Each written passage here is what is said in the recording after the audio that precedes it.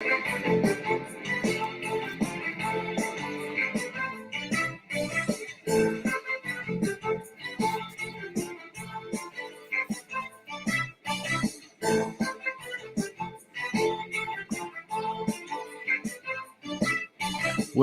up, my guys? Welcome to another show, man. NBA Talk with J Money and the Shark. It's Friday, it's payday.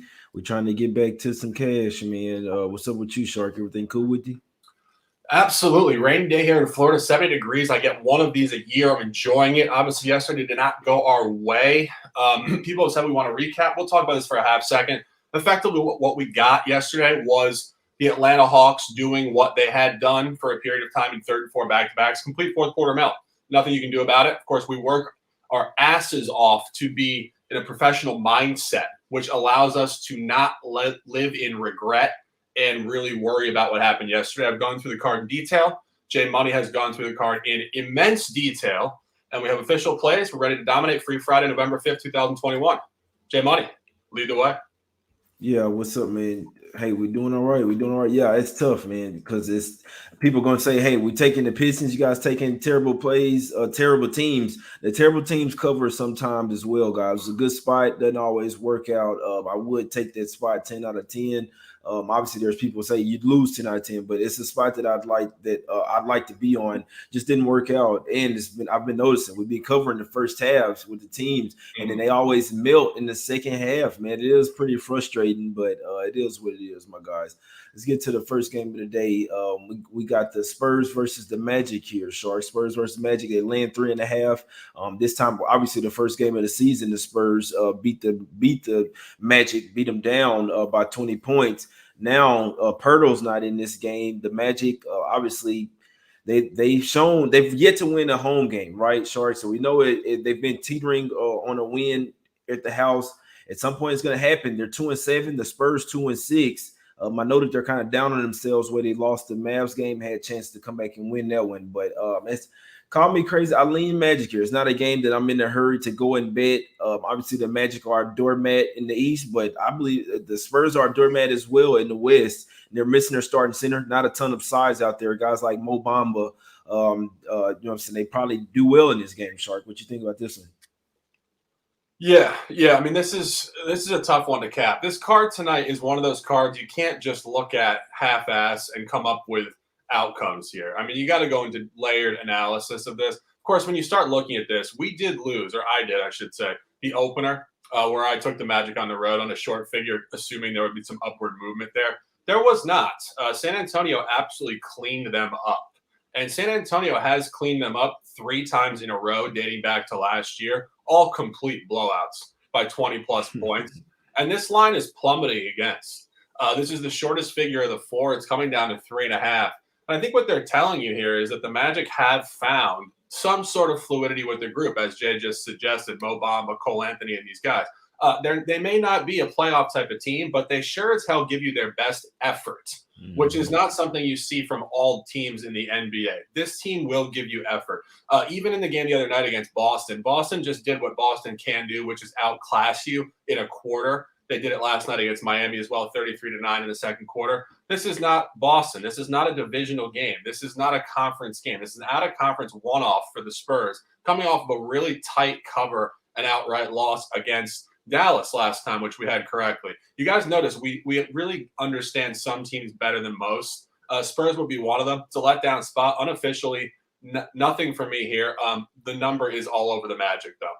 Yeah, no, I'm with you here. Like I say, two-way the Spurs could come in off their last game. Could be pissed and blow out the Magic again. They have the ballers to do it. They have a 3-headed guard as far as DeJounte Murray, Derek White, and Lonnie Walker. But like I say, not a lot of size out there for the Spurs, guys. So you're going to see small ball versus small ball here. The Magic probably beat them up on the boards. If the Spurs do get it going here, it'll be with running the pace here. So I'd be looking towards the over in this game. Betting the sides here, you pretty much playing with fire. Although I don't necessarily agree here with the Spurs, I'd be looking towards the Magic plus the points. It's not a game that I like to bet, but I'd be looking at Magic and over in this one. Like I say, they have the huge advantage on the boards. Spurs would have to run the pace with their guards, try to beat them with their guards, my guys. Next game up, and Nets versus Pistons. Nets were hot at the house. They do go on the first game on the road here. Pistons getting double digits at the house, a back-to-back for them. Cade Cunningham will play the back-to-back, guys. This fucking Pistons, man. 1-7 on the road. What you think, Shark, on this one, man? I must say, I'm not taking the Nets on the road here, laying double digits. I must say, what you think? Yeah, I mean, you said it before. The Pistons have showcased an ability to cover first halves at home as an underdog, and then just absolute cliff dives in the second half. It happened last night. I don't know if they're going to improve necessarily in a back-to-back scenario where they should be theoretically more fatigued.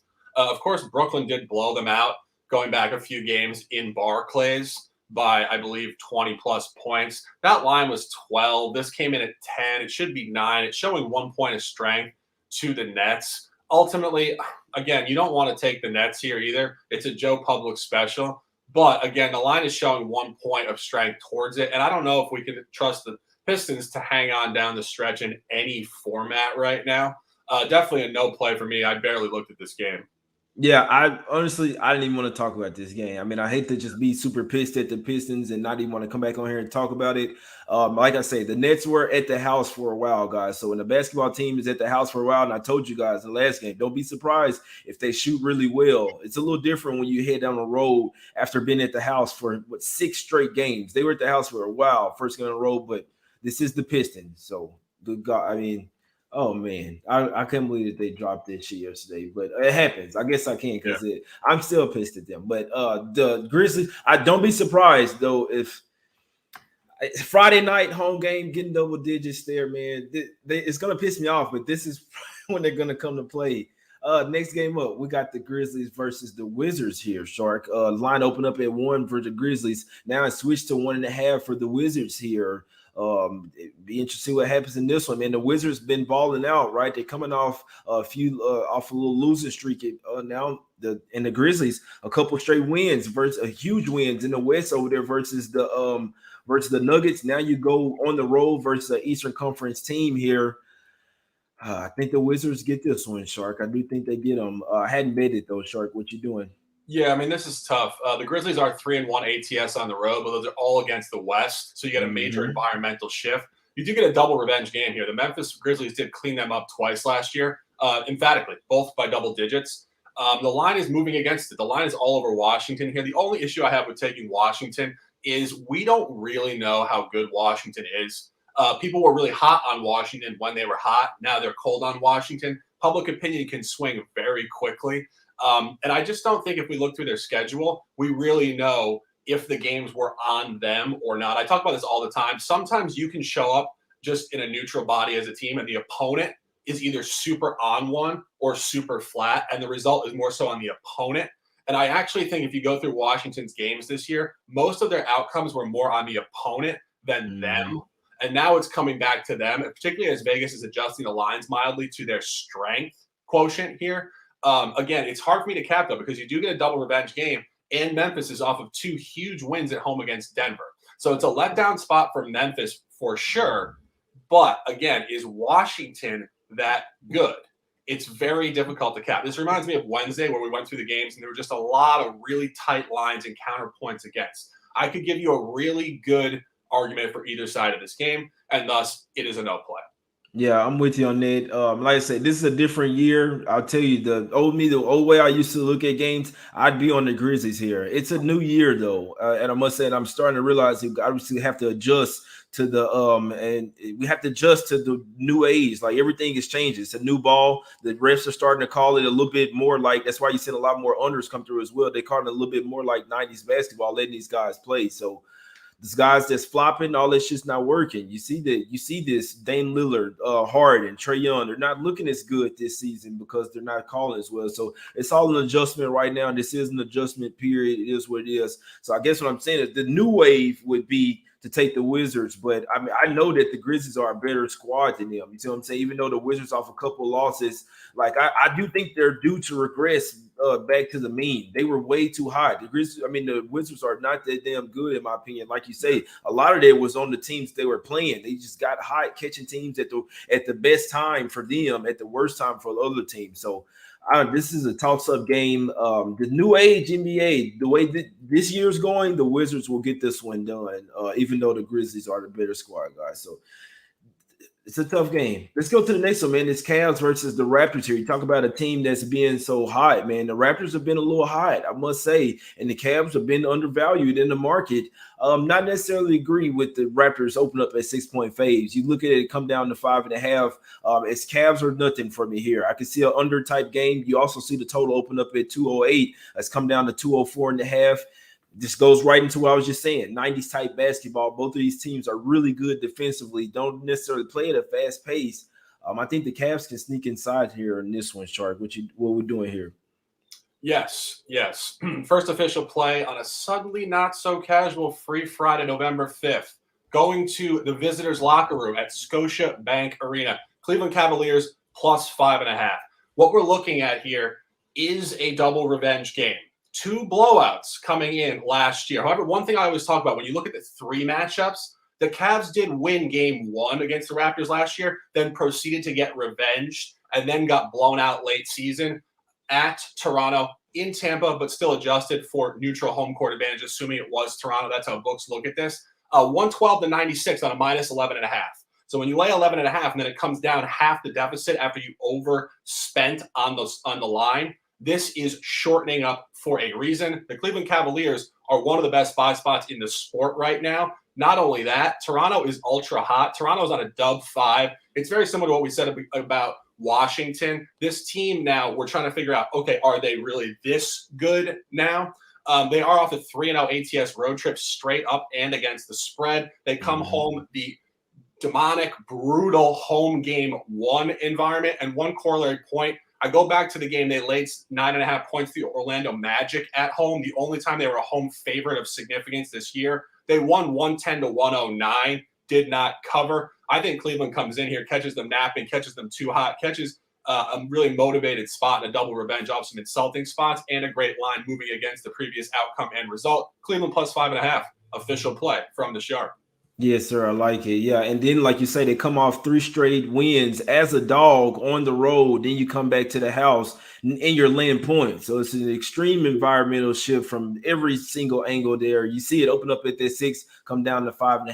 I like the Cavs with you as well, my guy. Even my Toronto guys, like, hey, this Cavs are nothing for me. You see what I'm saying? So that should tell you a lot. And like you say, you laying 9.5. Like the Raptors aren't just, they're the dog type of team. That's when they're going to play well, when they're catching points, when they feel undervalued. When they're laying points, it's not necessarily their role, in my opinion. You see it versus the Magic. They were even up double digits. Magic closed it on like an 8-0 run to make it a 1-point game. So it's crazy. Yeah, it's definitely Cavs are nothing. And they've been hot as well. 6 out of 7 covering the spread there. So I definitely like the Cavs there. It's Cavs or nothing, man. Let's go to my guy has the buy hat on. We got the Knicks going to the streets of Milwaukee here. The champs, they're getting everyone's best shot, right? I mean, that's what they're supposed to do. They only 1-3 at the house. They won the opening night and lost the other 3 home games. We have the Knicks here going on the road here. You talk about revenge. They played the Bucks pretty tough, but they are coming off a few losses in this series as well. I think the Knicks gonna come to play here versus the Bucks tonight, guys. And this probably gonna be a Knicks first half spot. See what I'm saying? Every time I take the full game, they cover the first half, but I think the Knicks gonna get this one first half and full game. They're off a couple of straight losses. They're off 3 straight non-coverage as well, and we know it about. No, with the Bucks as well. They had a few players out. Middleton's out. They get Drew Holiday back, but can still throw some things off. The Knicks did win the most previous outcome, but still they've been playing the Bucks tight. Even last year when the Bucks had an extremely better team. I like the Knicks to bounce back today, my guys. I like the Knicks. My guy Shark has the hat on. What we're doing. Yeah, actually, if you go back to the beginning of last year, the first win by Tom Thibodeau in this campaign with the Knicks was a blowout win at home, 130-110 against Milwaukee. Then they went into Milwaukee and got hammered in a revenge game. Then they came back. Milwaukee did not have their players. The Knicks laid 2.5 points on the road and did cover 102-96. So you do actually get a revenge game from Milwaukee, which is a little funky for me. When I'm looking at the line functionality here, Milwaukee laid 13 points at home last year. Then they were a dog later on, but that was, of course, adjusted for roster movement. Now it comes back in here at 4.5, 5. And the way I look at these lines and I grade them, I think this is razor sharp.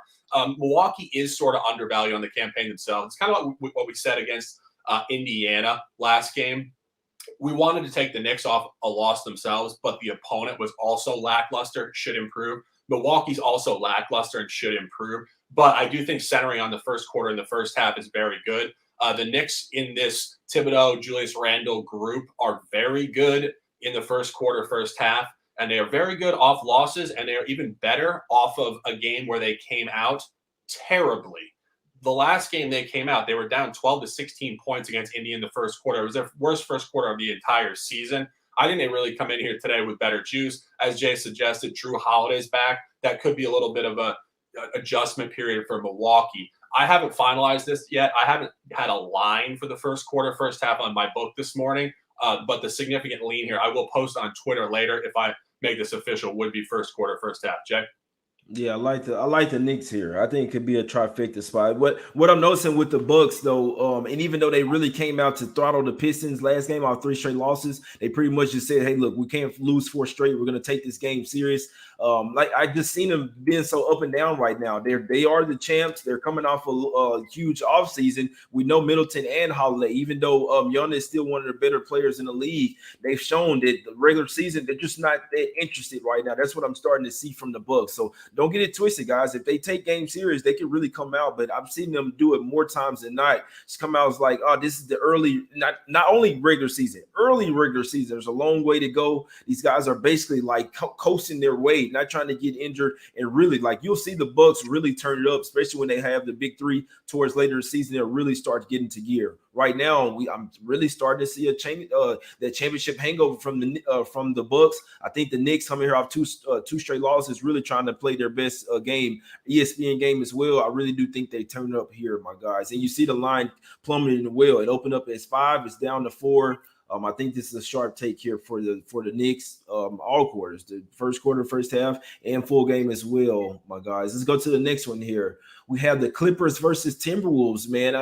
I don't know what the hell it's got Carthy Town. It's got talking about. So I've had my Twitter hacking for it. They're not fucking hacking your Twitter and just going to go like a post. So some things going on right now with Carthy Town. I think so. I don't think there's just someone. I think something's really going on there. Obviously, Russell's hurt right now. I'm not betting the Timberwolves without their starting point guard. Patrick Beverley is not a starting point, even though they're playing their old team. In theory, it's a revenge game for the Timberwolves at the house as well, which you like even more. You just lost at the house. So it's Timberwolves or nothing for me, but I don't want to bet them without Russell. Not sure what's going on with Karl-Anthony Towns right now with this whole free cat thing. I do think it was him. He's just trying to use a little scapegoat. All my Twitter got hacked. I like these revenge spots. I don't take them every time. It's Timberwolves or nothing, Shark. What are we doing? Yeah, this is tough. I agree. I mean, you'd want to take the revenge spot here, but it doesn't always go that direction. We saw it most recently with the Denver spot. It just didn't go that direction. And sometimes things cluster, and this line is very disagreeable. This is moving towards the Clippers in the revenge spot. It should be moving towards the Wolves. But again, you're looking without D'Angelo Russell. They have not played particularly well.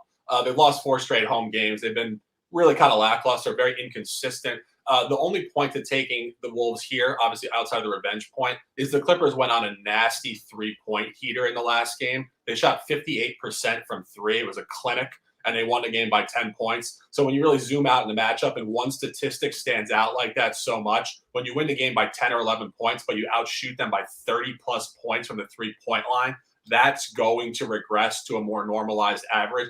I think this game will be tighter. The Clippers are also very unpredictable in their motivation in this campaign so far. However, it's kind of like with Kyle Lowry out for Miami. They play a totally different style of ball. I don't like taking Minnesota without Russell. That's all it is. They have lost 4 in a row. I don't know if they can get over the hump on this one. It's a total merge for me. Exactly. Yeah, I know Beverly's gonna be turned up. I know he really wants to, but you want to pay attention to turmoil like what's going on with Karl Anthony Towns, and you want to pay attention when a team doesn't have their starting point guard as well. So both of those things going on with the Timberwolves. I can't take the Clippers. It's not that I can't, but as Timberwolves or nothing, I don't trust them right now. Simply put, next game up, man. It's Pelicans versus Warriors. Shark, your guys, the Warriors. They land 9.5. Man, it's the late ESPN game. You got 6-1 versus 1-8. There's no way in hell I'm taking the Pelicans, but it's the late ESPN game. That's the only thing I'm gonna say, Shark. I don't think Scott Foster's in this one, but just be careful with this one, guys. What you think about your boys? Knicks Nation, baby. No, but Jan and I were just talking about this. The Warriors are on a really long homestand here. I believe it's 2 weeks on the calendar. I think it's 7 or 8 games. And they had this to start last year. Of course, it was not in October and November, but it was within the first 15 games of the year. Not entirely sure why the NBA schedules them like that, but it is what they do. And they had the same exact flow, actually. They lost the first home game, which they did, and I had it incorrectly. Memphis backdoored them in the fourth quarter. Then they cleaned up games 2 and 3 ATS. Then they tanked the fourth game. I think it's just a natural flow. You come off a road trip, you tank the first home game. You get in your flow, you juice it up off a loss, then you continue the momentum. But then it's like, how much longer can we continue this? Not only today, but also looking forward. We still have 4 more home games. And they have a game tomorrow night against Houston. Houston, of course, is not an inspiring playoff team. But again, in their mind, they know they have to play tomorrow night, which leads me to where I think the Pelicans could cover here tonight. I don't think you're going to get necessarily 4 quarters of A-list basketball from the Warriors on a very well-adjusted 9.5 line. All the lines last year were right in a small 1-bucket window. In New Orleans, in a back-to-back COVID-sanctioned scheduling spot, New Orleans was laying 2 points twice. The Dubs won the first one. It held at 2 for New Orleans, and New Orleans did revenge them with a backdoor in the fourth quarter, a classic Brandon Ingram special. Then they came into Golden State. Golden State was laying 1 point late season as they caught momentum going to the playoffs, and they came out and blew them out in the first half and won the game 125-122 on a -1. So on a -1 coming up to 9.5, based on the way I look at lines, this is, of course, all over the Dubs. But I think situationally, you catch a scrappy New Orleans team here off of 2 or 3 straight losses, a real melt in the fourth quarter in the last game, which, again, was the 3rd and 4 back-to-back fatigue spot. So I think you get a night off, you travel to Oakland, you hang out, you get a revenge game, and you get the Dubs in a letdown spot. Again, unofficially here, I'm not taking this on record, but I would lean the Pelicans here to keep this close and not necessarily, again, get 4 quarters of A-list championship basketball from the Warriors. Yeah, you talk about a team that's all over the place, man. It's Pelicans squad. Good God, man. I know they don't have Brandon Ingram right now, but they still have some ballers on this team. They just don't put together 4 quarters. I agree with you there, Shark. We've seen the Pelicans go up by 19 and then still lose a game by 12. Like, I've watched that shit, bro. It was actually pretty crazy. They were dominating the game, and then just once the Suns just start to play serious, it got ugly. I like the fact that this is an ESPN game, the late one as well. Some people may be chasing with this game. Ingram is still questionable, could possibly come back. I don't know about this. I'm not betting the Warriors. I can tell you that they did cover versus the Hornets. I think that was more of the Hornets falling asleep in the second half. I could see them Pelicans cover, but there's no way in hell I'm betting this, or I'm not telling anyone to. I can't tell anyone to. No, and that's a clear. And of course, Jay, we come on here. This is an 82-game calendar. Yeah, for sure. This is an 8-month NBA season, and we say this every day. We got people coming in and out of chat. We say it every day. We love you guys in the chat. A couple guys in there just being assholes earlier, but shout out to them. We hope they're having a happy day. But anyway, we come on here. We talk about every game just by default. You're right. We don't come on here for 2-minute quick hitter videos. We do 30 to 40-minute shows. We talk about every game. So this is something we want to make very important for you guys in the chat. We're giving you our information on all these games. Unless we say this is an official play, that means we are not putting money on these games. Exactly. Only official plays. So don't go and take us off the record, out of context, throw your whole bankroll on something that we are just talking about. Act as if you met us in a bar, you asked us what we thought about a game, and because we do this professionally, we give you a lot of information on the game.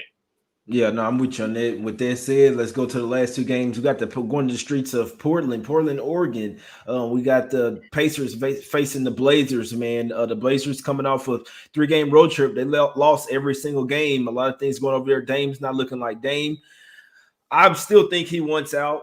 They have a new coach, Billups, not really connecting with the team. This team already doesn't really play defense. Pacers have been on. The Blazers have been good at the house, right? 3-1, straight up 3-1 against the spread. The Pacers 0-4 on the road, 0-3, 1-3 against the spread. It's kind of flipped this year. Pacers were good on the road last year, terrible at the house. So far this year, they've been terrible on the road. I'll tell you this: his Pacers are nothing for me here. We have to track this. Sometimes when teams or certain players in shambles, especially when he's the best player on the team, we got to keep note of that. I think the Blazers are a bet against right now, or you stay away from it. It's really that simple, in my opinion. Even though they're at the house, bounce back spot, the Pacers are actually playing good ball, Shark, and actually starting to get on the streak.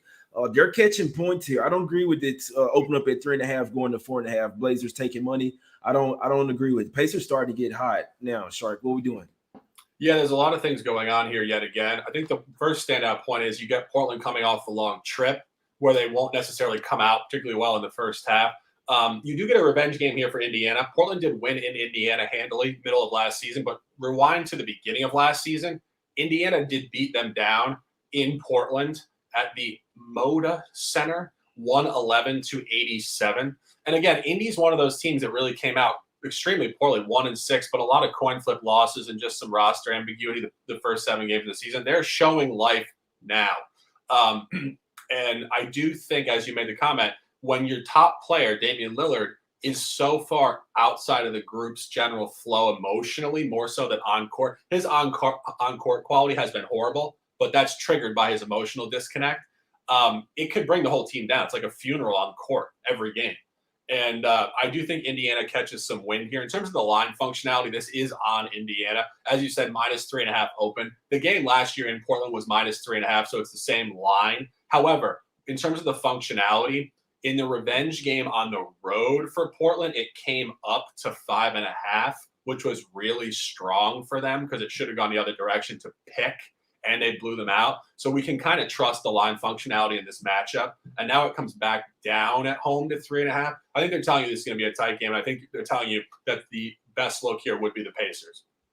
Got you. Yeah, it's Pacers nothing for it, man. It's unfortunate this last game because I don't think we've done this in a while, just like go against each other. But I like the Hornets plus the 2 tonight. I understand people liking the Kings. The Hornets are some ballers. They are. I knew why they dropped that first game, which they played a really representative first half there, but not a ton for me. I like the Hornets plus the 2 tonight, in my opinion. I know this double revenge, it's quintuple revenge for the Kings. On the other hand, do the Hornets just own them? They're a lot better than they were last year as well. I'm taking the Hornets in this game, plus 2 versus the Kings. Sharp, what you like? Yeah, I mean, as Jay said, we disagree on this one. Of course, this is why conversation always wins, and it's 1 unit on a Friday night. I will be recording college football, Knowledge for College on Twitter as this is going down. I encourage you guys, follow me on Twitter, Sharks and Sports, notifications on top 10 college football plays. We are dominating this campaign, 41-24-1 official plays. That all being said, staying on course here, Golden One Center, Sacramento, California, official play, -1.5 Sacramento.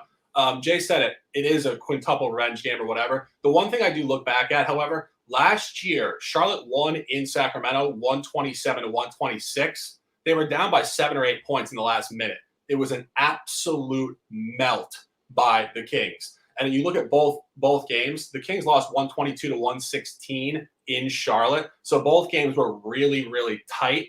And again, I look at what's going on here, right? Charlotte has covered 2 road games this year. Road favorite at Cleveland, road favorite at Orlando. That does not correlate to a West Coast trip. You saw what they did against the Warriors. And looking at the Kings were very competitive and melted at home against the Jazz, were very competitive and melted at home against the Dubs as dogs. We talk about line functionality, environmental shift. As a favorite, they cleaned up the Pelicans. The line is holding strength here, double revenge game. I think they do catch Charlotte here in a tough spot. Official from me, -1.5 Sacramento.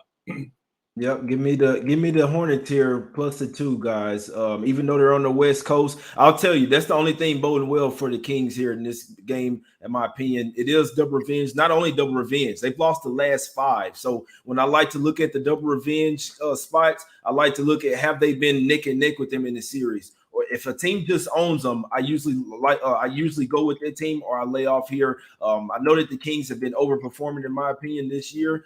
The Hornets off a couple straight losses. At least they've had a couple days to get used to the West Coast environment, in my opinion. Even though this is their first trip over there, they fell asleep versus the Warriors. Played a really good game for them in that first half. They did, so that makes me feel a lot better. Like I said, they got used to the West Coast over there. Give me the Hornets plus the 2, my guys. I definitely believe that they win this game and bounce back over these hapless Kings, man. And I'm taking it. I think they got better coaching, better rebounding, better defense, everything. I'm taking the bench over them. Give me the Hornets. Anything can happen, my guys. Love my guy Shark, but I'm going with the Hornets. Like the Hornets and Knicks today, my guy Shark. Break them off with your officials. What we got here?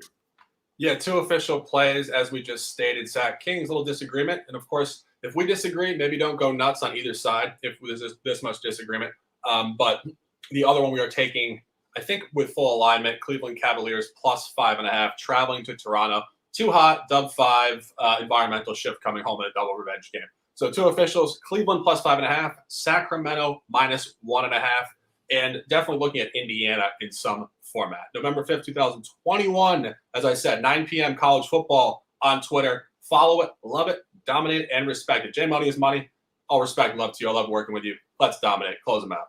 Yeah, I like BC tonight too, man. Boston College red bandana game tonight versus Virginia Tech. Home dog plus 3, man. I'm taking BC as well. Look, college football, my guys. My guys, Shark and Sports. Make sure you go and follow them on Twitter. You follow me as well at J Money is Money, man. Over 400 people, 430 people watching live. Hit the like button, subscribe to the channel, man. We will get hot, man. We'll go on the street. Don't worry, guys. It's early in the season. We will get some cash, though. We will go on the streak, man. So we appreciate everybody for tuning in, everyone for sticking with us. The highs, the lows, man. We appreciate y'all. Hit the like button, subscribe. We out. We're back tomorrow. It's cash.